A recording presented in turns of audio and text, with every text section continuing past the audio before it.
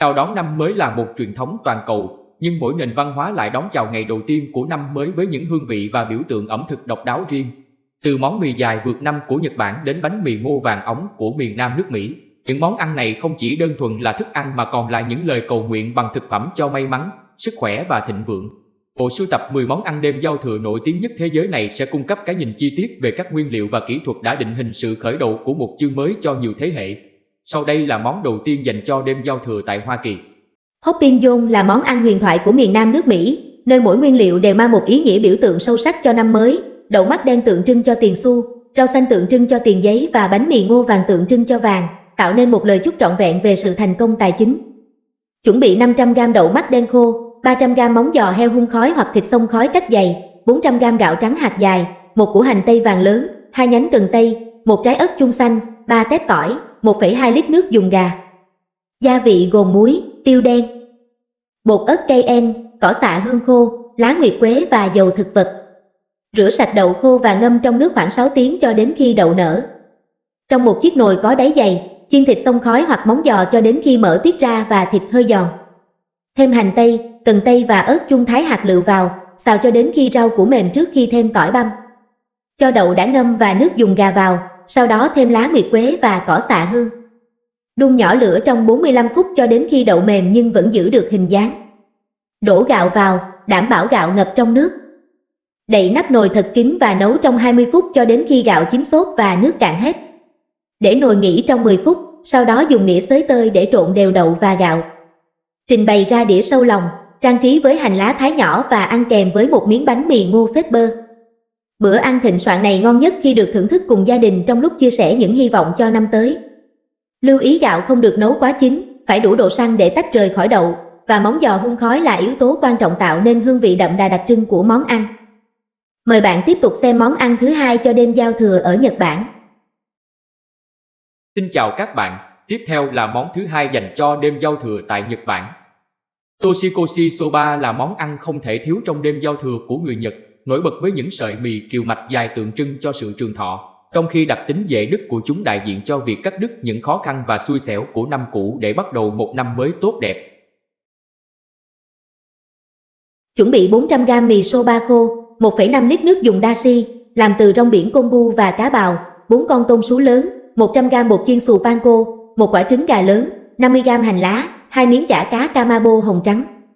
Gia vị gồm nước tương soi, rượu mirin, đường trắng và muối. Chuẩn bị nước dùng bằng cách đun nóng nước dashi và nêm nước tương, rượu mirin cùng một chút đường để đạt được vị mặn ngọt cân bằng. Đối với tôm chiên tempura, bóc vỏ tôm, giữ lại đuôi, tẩm qua bột mì, nhúng vào trứng đánh tan, sau đó lăn qua bột panko trước khi chiên ngập dầu cho đến khi vàng giòn. Luộc mì soba trong nồi nước lớn khoảng 4 phút, sau đó vớt ra ngay và xả dưới vòi nước lạnh để loại bỏ tinh bột thừa và dừng quá trình nấu. Nhúng nhanh mì vào nước nóng để làm ấm lại ngay trước khi phục vụ. Cho mì vào bát sứ, chan nước dùng dashi nóng lên trên và xếp tôm tempura giòn rùng, chả cá lát cùng hành lá băm nhỏ. Thưởng thức mì bằng cách húp thật to để thể hiện sự trân trọng đối với đầu bếp và truyền thống. Lưu ý bạn phải ăn hết mì trước nửa đêm. Việc ăn sau khi đồng hồ điểm 12 giờ theo truyền thống được tin là sẽ mang những vận xui của năm cũ sang năm mới. Mời bạn tiếp tục xem món ăn thứ ba cho đêm giao thừa tại nước Ý.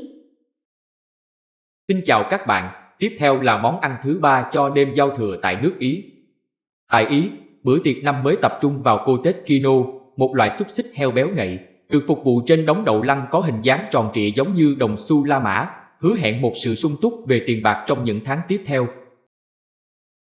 Chuẩn bị một cây xúc xích Kotechino, khoảng 600g, 400 dê đậu lăng nâu hoặc xanh khô, một củ cà rốt lớn, 2 nhánh cần tây, một củ hành tây trắng trung bình, 2 tép tỏi, 600ml nước dùng rau củ. Gia vị gồm dầu ô liu nguyên chất, muối, tiêu đen, lá nguyệt quế và hương thảo khô. Nếu sử dụng xúc xích Kotechino đóng gói sẵn, hãy luộc nguyên túi trong 25 phút, sau đó cẩn thận bóc vỏ và cắt xúc xích thành những khoanh dày. Đối với đậu lăng, ngâm trong 1 giờ rồi để ráo nước. Xào hành tây, cà rốt và cần tây thái hạt lựu trong dầu ô liu cho đến khi mềm và thơm. Thêm đậu lăng, tỏi và nước dùng rau củ cùng các loại thảo mộc. Đun nhỏ lửa trong 40 phút cho đến khi đậu lăng mềm và hút hết phần nước dùng đậm đà. Trải đều đậu lăng ấm ra đĩa lớn và xếp các lát xúc xích Kotechino lên trên theo hình vòng tròn. Vị béo của thịt heo được cân bằng hoàn hảo bởi vị bùi của đậu lăng giàu chất xơ. Lưu ý bản thân xúc xích đã rất mặn và béo, vì vậy hãy nêm muối vào đậu lăng một cách cẩn thận để đảm bảo hương vị cuối cùng được hài hòa. Mời các bạn tiếp tục xem món ăn thứ tư cho đêm giao thừa tại Hà Lan. Xin chào các bạn, tiếp theo là món ăn thứ tư cho đêm giao thừa tại Hà Lan. Oliebollen hay bóng dầu là món ăn truyền thống của Hà Lan trong dịp năm mới.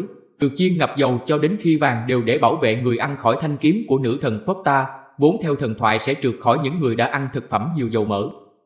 Chuẩn bị 500g bột mì đa dụng, 400ml sữa tươi nguyên kem ấm, 10g men nở khô, một quả trứng lớn, 150g nho khô, một quả táo xanh, gọt vỏ và thái hạt lựu, vỏ của một quả chanh vàng.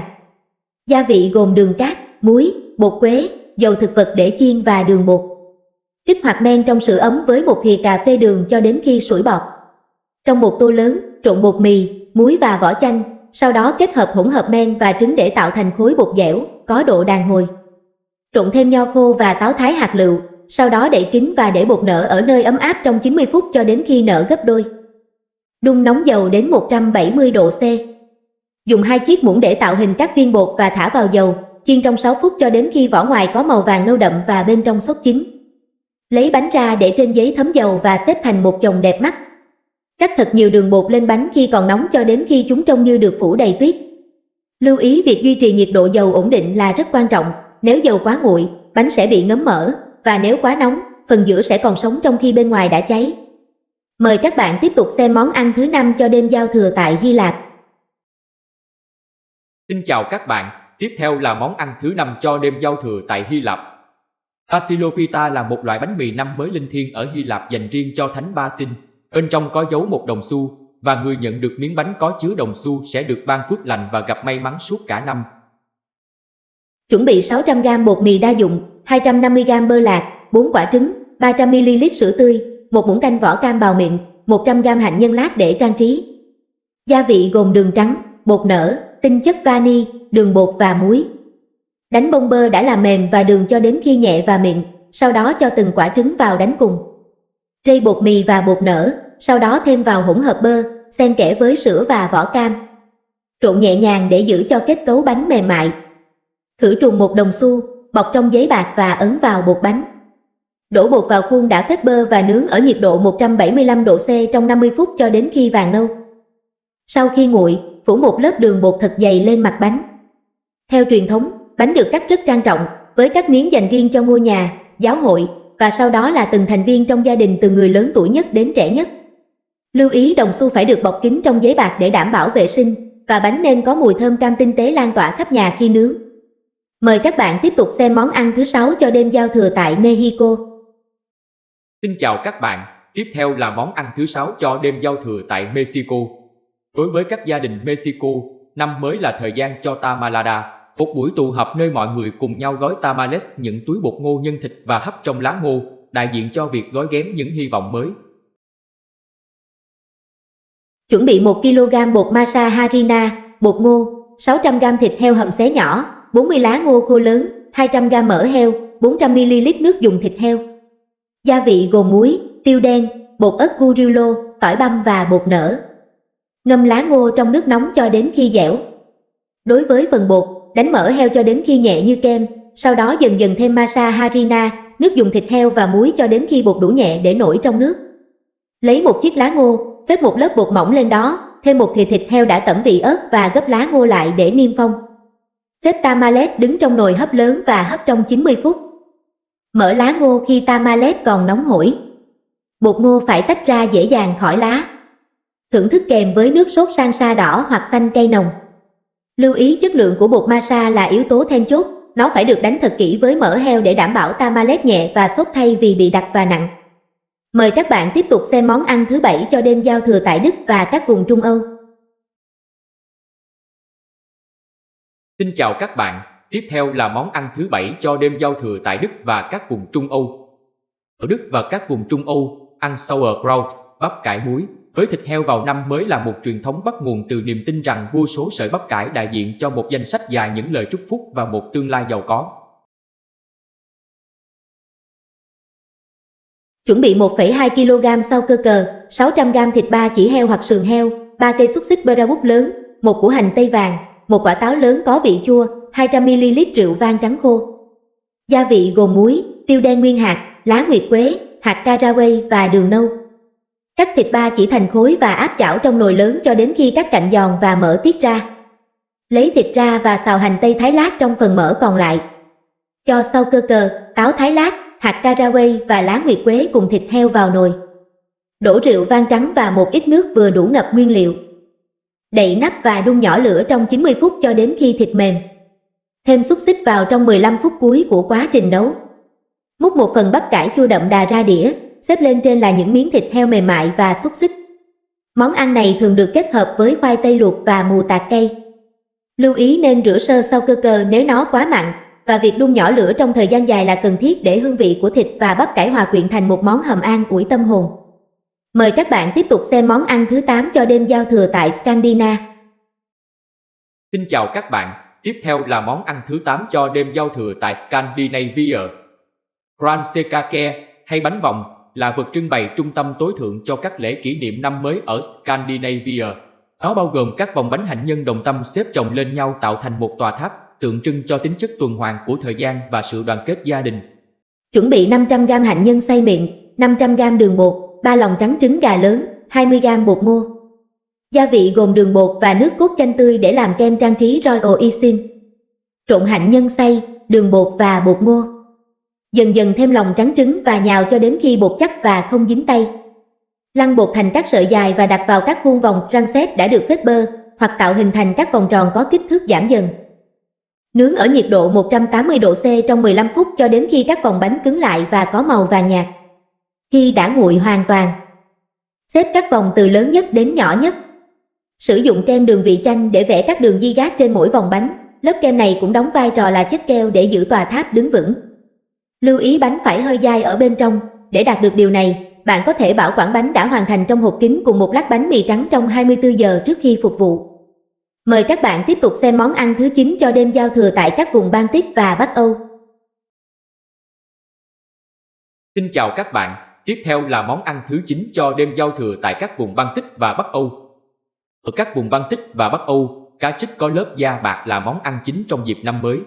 Sự phong phú và màu bạc của cá tượng trưng cho một năm đánh bắt bội thu và thịnh vượng tài chính. Chuẩn bị 600g phi lê cá trích tươi, 2 củ hành tây trắng lớn, 1 củ cà rốt, 1 quả chanh, 300ml giấm táo, 150ml nước lọc. Gia vị gồm đường trắng, tiêu hạt nguyên viên, lá nguyệt quế, hạt mù tạt và đinh hương nguyên nụ. Làm sạch cá và cắt thành miếng vừa ăn. Nếu sử dụng cá trích muối, hãy ngâm trong sữa 12 tiếng trước. Đun sôi giấm, nước, đường và các loại gia vị cùng nhau trong 5 phút, sau đó để nước ngâm nguội hoàn toàn về nhiệt độ phòng. Xếp cá, các vòng hành tây và lát cà rốt vào lọ thủy tinh. Đổ chất lỏng đã nguội lên cá cho đến khi ngập hoàn toàn. Bảo quản trong tủ lạnh ít nhất 3 ngày để hương vị thẩm thấu.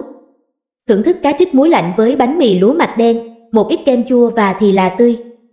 Nước ngâm chua đậm đà sẽ giúp cân bằng độ béo tự nhiên của cá một cách tuyệt vời.